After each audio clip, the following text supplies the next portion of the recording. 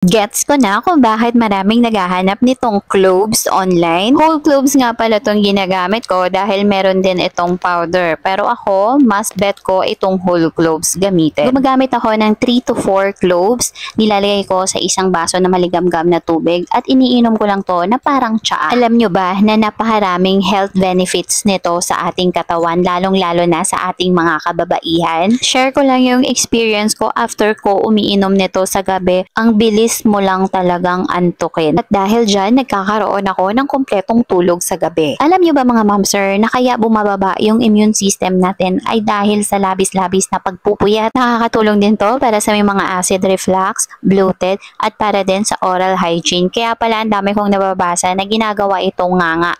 Parang ginagawa itong bubble gum ng iba, binababad lang sa bibig nila to prevent bad breath. Kaya sa mga gustong itry ito, available yung 30 grams, 50 grams, 100 grams, and meron ding 50 grams in a spice jar. So sa akin, yung gamit-gamit ko, 50 grams lang po siya mga momser, pero marami na siyang laman. And matagal-tagal na nagamitan. So para sa mga gustong bumili, nasa baba yung yellow basket, i-click nyo lang to order.